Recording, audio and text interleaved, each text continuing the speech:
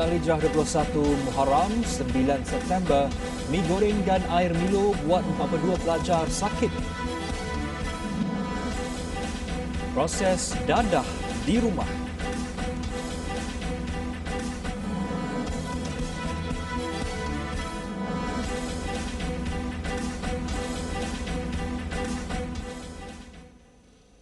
Bismillahirrahmanirrahim. Assalamualaikum warahmatullahi wabarakatuh. Berita Al-Hijrah malam ini bersama saya, Adi Akmal Syahrom. 42 pelajar Sekolah Menengah Agama Tasik Junjung Nibong Tebal mengalami keracunan makanan selepas menjamah mi goreng dan air Milo di kantin sekolah itu pagi tadi. Menurut Jurucakap Angkatan Pertahanan Awam APM Pulau Pinang, kesemua pelajar terdiri daripada 30 perempuan dan 12 lelaki mengalami simptom muntah dan cirit-berit selepas menjamah hidangan itu sewaktu bersarapan. Katanya pihak APMM menerima panggilan pada jam 11.15 pagi berhubung insiden itu. Sebaik tiba di lokasi, pihaknya mendapati 42 pelajar terbabit mengalami simptom muntah dan cirit-berit disyaki keracunan makanan. Kesemua pelajar yang terlibat kemudiannya dihantar ke Hospital Sungai Bakap dengan menggunakan ambulans secara berperingkat untuk menerima rawatan. Kesemua mangsa yang menerima rawatan kini dilaporkan berada dalam keadaan stabil. Susulan kejadian anggota tentera Abdul Aziz Aznam yang dipercayai terjun dari tingkat 3 bangunan di Kem Majidi Batu Pahat Johor pada 29 Ogos lalu, polis sudah memanggil beberapa saksi untuk membantu siasatan kes berkenaan. Ketua Polis Negara Tan Sri Abdul Hamid Badur berkata, saksi itu terdiri daripada anggota kem sama untuk membantu siasatan kes termasuk detik sebelum mangsa dipercayai terjun. So kita melihat daripada sudut itu, mungkin ada penderaan. So arwah ini tadi ketakutan, ya, dia lari dan terjun bukan nak bunuh diri. Ketakutan jadi terjun, ingatkan apa ni? Ya, dah jadi malang sebegitu, ya. So kita siasat dan insya-Allah sebagaimana yang telah saya katakan berulang kali, siasatan polis ini tidak ada apa-apa yang kami nak lindungi. Jadi kami akan buat siasat dengan sebaik-baiknya, memberikan keadilan kepada semua pihak. Abdul Aziz mengalami kecederaan parah di kepala dan badan selepas dipercayai jatuh dari tingkat 3 bangunan berkenaan.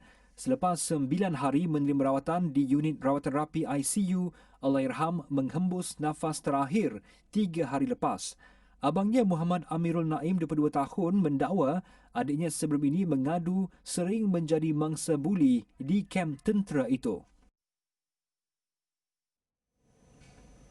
Dalam majlis sama, Tan Sri Abdul Hamid berkata laporan daripada Jabatan Integriti dan Pematuhan Standard GIPS Bukit Aman mengenai aktiviti haram di Sungai Buloh mendapati tiada unsur salah guna kuasa dan rasuah di kalangan pegawai dan anggota polis. Namun beliau mengakui ada beberapa kelemahan yang perlu diperbaiki. Cuma ada kelemahan-kelemahan yang daripada pegawai-pegawai di bawah ni tadi, ya. Dan siasatan oleh JIPS ni tadi menyeluruh melihat daripada latar belakang, ya, kekayaan yang dimiliki oleh pegawai-pegawai di daerah tersebut. So dan JIPS telah berpuas hati, tidak ada sesuatu pun yang luar biasa yang menunjukkan mereka ini mewah, ya, diberikan ganjaran rasuah dan apa semua, tidak ada. Pada 8 Ogos lalu, tular satu video disiarkan secara langsung menerusi laman sosial Facebook Hot Burger Malaysia serta dikongsi akaun Muhammad Asri Hamid, 42 tahun atau dikenali sebagai Asri Janggut, yang mendakwa pihak berkuasa tidak mengambil tindakan terhadap kes judi serta mendedahkan lokasi perjudian di Bandar Baru Sungai Buloh. Tan Sri Abdul Hamid berkata Ketua Polis Daerah Sungai Buloh, Superintenden Syafaatun Abu Bakar juga didapati menjalankan peranan dengan baik. Mini makmal haram memproses syabu di dalam sebuah rumah di Padang Temusu, Sungai Pasir dekat Sungai Petang, Kedah terbongkar. Hasil pemeriksaan, polis menemui peralatan seperti dapur, tong gas dan bahan kimia yang digunakan untuk menghasilkan dadah. Ketua Polis Kedah, Datuk Hasanuddin Hassan berkata, ketika serbuan seorang lelaki berada di dalam rumah terbabit sedang memproses dadah. Lelaki tempatan berusia 50-an itu dipercayai memproses sendiri dadah jenis syabu terbabit. Pemeriksaan yang telah dijalankan oleh pihak kami ataupun pihak polis telah berjaya membuat tangkapan terhadap satu lelaki Cina yang berasal dari sini juga, warga tempatan, dan turut merampas sejumlah dadah serta berjaya membongkar makmal mini haram. Makmal mini haram yang kita syaki memproses dadah jenis sabu.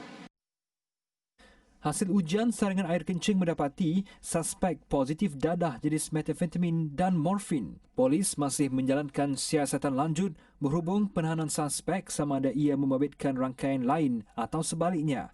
Suspek yang bekerja sebagai buruh itu adalah penduduk tempatan menetap di kawasan Sungai Petani.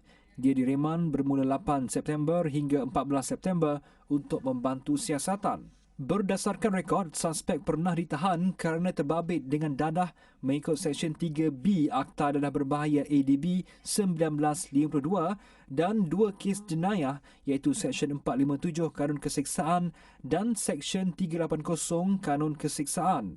Suspek kini disiasat mengikut Seksyen 39B Akta Dadah Berbahaya 1952. Lima kuda di Kampung Banggol Tok Esah Manir yang didapati positif penyakit kuda Afrika AHS akan dilupuskan. Menurut Pengarah Jabatan Perkhidmatan Veterinar JPV Terengganu Dr. Muhammad Termizi Ghazali, tindakan itu bagi memelihara industri ternakan dan sukan kuda di samping mengelak penularan penyakit. 4 kuda lomba dan seekor kuda padi berumur 7 hingga 20 tahun disahkan positif AHS pada 26 Ogos lalu selepas 2 kali pemeriksaan oleh pegawai veterinar. Kes ini adalah yang pertama dilaporkan di Malaysia dan kesemua kuda tersebut didapati ada menunjukkan tanda-tanda AHS seperti masalah pernafasan dan sebagainya.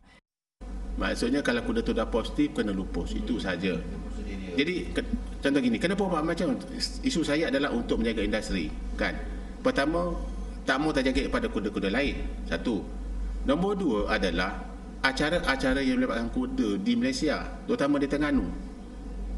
Jadi contohnya kalau kita ada penyakit tersebut, endurance peringkat internasional tak boleh dilakukan. Jadi kita kena tengok perkara itu semua.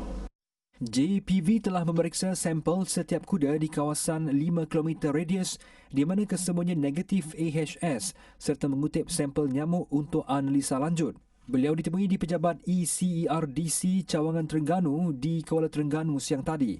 Mana-mana kuda yang didapati positif AHS di negara ini sama ada dijangkiti melalui vektor atau kesan sampingan suntikan vaksin perlu dilupuskan. AHS disebarkan melalui vektor iaitu agas atau nyamuk yang mampu terbang lebih 5 km radius dan menjangkiti kuda-kuda lain di sekitar kawasan berkenaan. Setakat ini, pihaknya masih menyiasat punca kewujudan virus itu di negara ini sama ada dari kuda seludup dari negara jiran atau menjangkiti kuda tempatan atau sebagainya.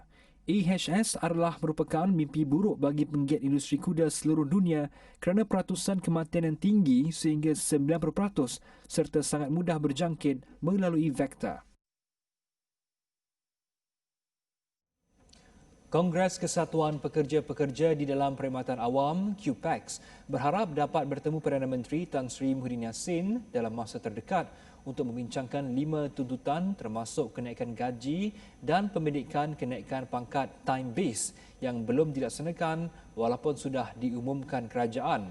Presidennya Adnan Mat berkata surat untuk mengadakan pertemuan itu sudah dihantar pada Mac lalu namun sehingga kini belum mendapat maklum balas. 5 perkara tersebut adalah satu kenaikan gaji tahunan, KUP kali kedua dipendekkan 13 tahun kepada 10 tahun, GCR, gantian cuti GCR boleh ditebus 75 hari, kemudian Elang Kola RM50 perlu dipanjangkan kepada kumpulan pengurusan dan profesional dan juga kewujudan grade DG56. Menurutnya adalah tidak adil untuk kaki tangan awam sekiranya tuntutan tersebut yang telah diumumkan oleh kerajaan terdahulu namun sehingga kini ia belum dilaksanakan. Adnan berkata pertemuan dengan Perdana Menteri adalah penting untuk membincangkan perkara tersebut dan bagi memastikan 5 tuntutan berkenaan dilaksanakan dengan segera. Beliau ditemui selepas majlis penghargaan kepada Barisan Hadapan menangani pandemik COVID-19 di Ibu Pejabat Polis Daerah IPD Kota Baru.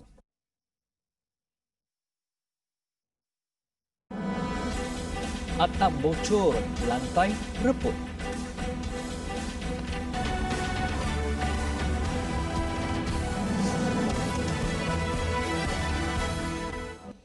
Bertemu kembali. Generasi muda yang tidak faham agama mudah terpengaruh dengan cara hidup bebas Islam liberal. Mereka sebenarnya menolak Islam liberal tapi tanpa sengaja terikut-ikut fahaman tersebut. Namun kurangnya kefahaman, mereka dengan mudahnya terjerumus. Itu pandangan pensyarah fiqh semasa Universiti Kebangsaan Malaysia UKM, Profesor Madya Datuk Dr. Muhammad Izhar Arif berikutan isu melibatkan golongan anak muda masa kini yang semakin bebas melakukan apa sahaja di media sosial sehingga melangkaui batas agama. Sekarang ini, mereka dimomokkan. Masyarakat yang inginkan kebebasan yang salah ini dimomokkan bahawa kehidupan mesti diteruskan dengan apa yang kita suka. Manakala dalam Islam, mereka ini mesti bebas ikut apa yang telah ditentukan oleh Al-Quran dan Sunnah. Puncinya kenapa? Kerana mereka tidak memahami agama dengan betul. Mereka hanya memahami agama itu menerusi laman sosial, menerusi Google, menerusi apa yang mereka baca belum tentu betul. Kadang-kadang pandangan-pandangan, idea-idea yang diorang baca itu adalah daripada pakar-pakar liberal.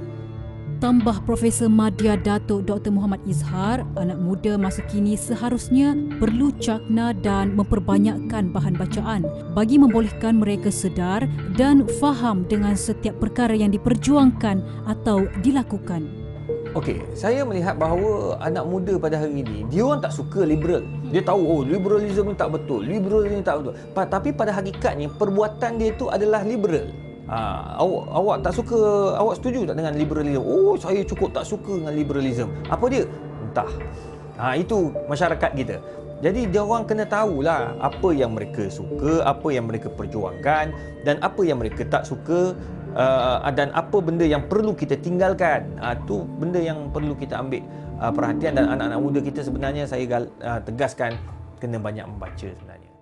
Menjadikan kisah kejatuhan empayar zaman Abbasiyah dan Uthmaniyah sebagai contoh kejatuhan Islam akibat kelalaian anak muda, perbuatan liberal yang dilakukan melalui platform media sosial secara sedar atau tidak sekarang ini katanya mampu merosakkan generasi muda, menjatuhkan agama, bangsa dan negara pada masa akan datang.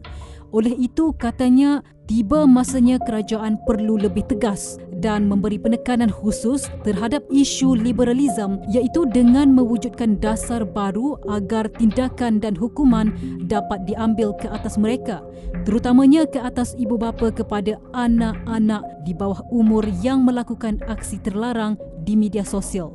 Sebagai contoh, anak-anak muda yang mula melakukan perkara-perkara yang luar daripada norma-norma Muslim, norma-norma kebudayaan kita di Malaysia, maka perlu dikenakan tindakan yang tegas.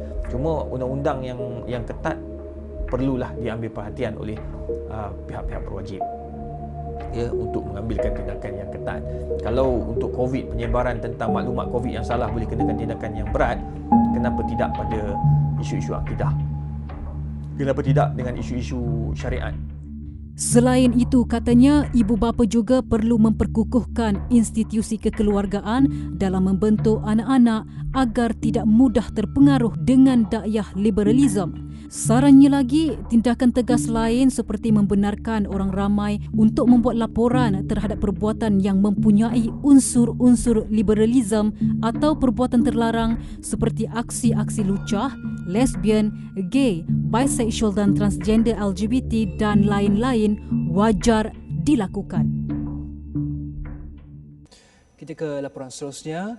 Tiada apa yang diimpikan selain sebuah rumah yang selesa dan selamat untuk didiami bersama anak lelakinya.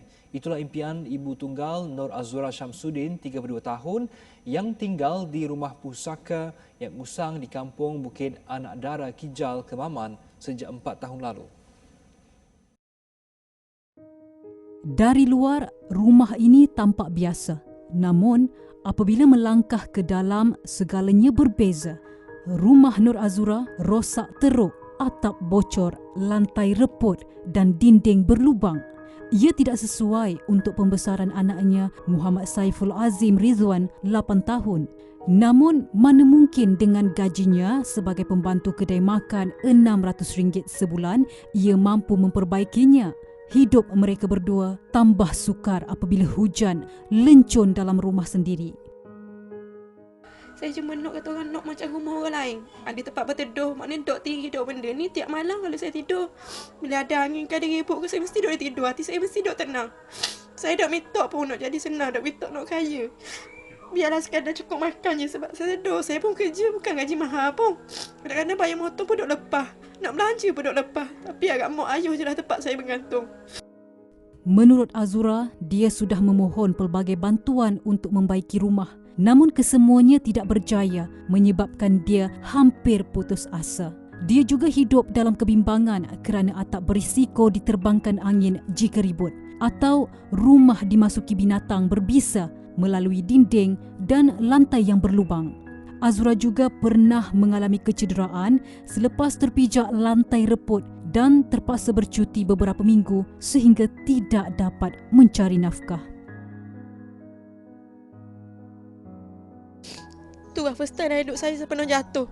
Sebab kan 3 minggu saya sakit 2 minggu. Ginguruk. Lepas tu dok nak kerja. Masa tu saya rasa sedih enggak dah. Nak belanja anak sekolah lagi. Keadaan saya lagi dok orok benda. Sebab kan pergi hospital doktor khabar orang saya macam disipu lah. Saya dok nak gerok nak benda. Masa tu saya sedih enggak. Saya hanya 100% gantung ke mak ayuh. Sebab rata tu lepuk lah. Sebab rata tu lepuk. Saya jatuh masa sebelum PKP. Yang kat lubang tadi tu saya jatuh separuh pinggang. Dia sudah tidak sanggup melihat anak tidur dalam keadaan basah terkena tempias hujan. Lebih-lebih lagi dengan kehadiran musim tengkujuh tidak lama lagi. Mereka yang ingin menghulurkan bantuan bolehlah berbuat demikian menerusi akaun Bank Simpanan Nasional BSN Nur Azura Syamsuddin bernombor 1111-2431-2431-3049 atau hubungi 011-1799-7650. Hidup ini hanya sementara. Jika dahulu megah berlayar di lautan membawa nama Malaysia, kini terlantar di atas katil mengenang memori indah dan duka. Pengalamannya ketika menyarung seragam tentera laut tidak akan luput. Apatah lagi hampir hilang nyawa ketika bertugas. Abdul Latif mula memasuki Angkatan Tentera Malaysia sebagai tentera laut pada 1965 dan berhenti setelah 12 tahun berkhidmat. Walaupun pengalaman dan kenangan sebagai individu yang menjaga perairan negara tidaklah mencabar seperti tentera darat, tetapi saat menghadapi tentera Indonesia sewaktu botnya terkandas di sungai, antara pengalaman pahit yang dilalui. Pengalaman pahit saya masa di Kalabakan. Bot saya rosak. Masa tu sempadan Indonesia Malaysia hanya sungai. Jadi askar Indonesia ada atas bukit, saya dalam sungai. Duduk dalam bot tu tangan tak makan. Malaysia tak ada. Nak masak tak boleh, bot tu ada. Bot macam hanya untuk, jadi tak makan lah malam tu. Air pun tak ada, apa tak ada, ya tak ya. Terpaksa jugalah pasal tekak, minumlah air sungai. Jelasnya ketika itu beliau dalam perjalanan pulang selepas menghantar dokumen dan tidak membawa sebarang senjata. Sewaktu berhadapan tentera Indonesia boleh diibaratkan seperti nyawa sudah di hujung tanduk. Namun nasib menyebelahi mereka, niat baik beliau dan rakan setugas dihormati tentera jiran. Allahu Akbar, Allah. Katanya meskipun tentera sering dikaitkan dengan hati kental, namun bila tiba hari raya, semestinya jiwa gagah itu diusik perasaan rindu keluarga. Itulah pengorbanan teragung mereka, tinggalkan insan tercinta demi keamanan tanah tumpahnya darah. Itu kisah 43 tahun lalu ketika Abdul Latif masih segak di dalam uniform. Kini dirinya dilapik kain pelikat. 2011, beliau dilanggar sebuah motosikal yang menyebabkannya lumpuh kekal. Lepas balik pada sembahyang asar, saya telah dilanggar oleh motosikal. Saya terjatuh. Leher saya, doktor kata bengkok. Jadi saya masuk hospital, selama operate tengkak tekuk, taruh 4 skru. Daripada operate tu, lepas saya sadar, anggota saya semua tak boleh bergerak lagi. Yang boleh bergerak hanya kepala saya. Selama 3 bulan saya duduk di hospital. Sejak kejadian, beliau bergantung penuh kepada isteri dan anak. Wang bulanan diterima daripada Jabatan Hal Ehwal Veteran JHEV RM300 sebulan, meringankan sedikit beban beliau sekeluarga.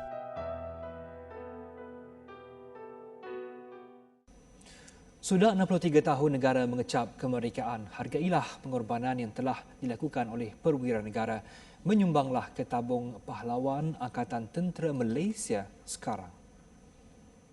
Ketika itu, aku hidup dalam dunia yang penuh dengan darah.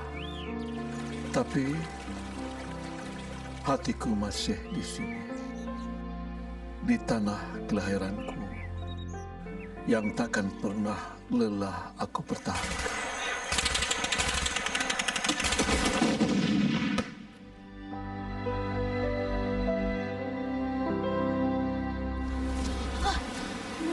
Maaf, Atuk. Akil tak sengaja. Tak apa. Atuk cuma terkejut saja.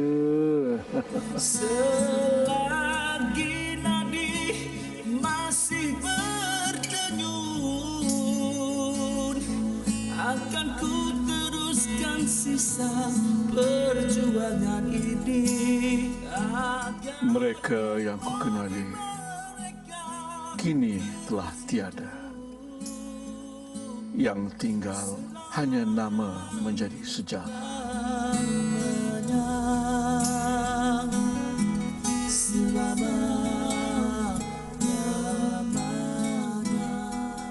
Mereka layak diberi penghormatan atas segala pengorbanan yang telah dilakukan. Bantulah mereka dengan menyumbang ke tabung pahlawan. Sumbangan boleh disalurkan ke akaun Maybank yang tertera di bawah.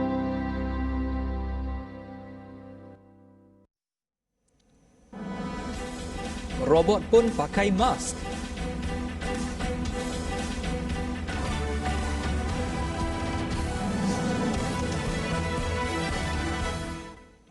Bertemu kembali.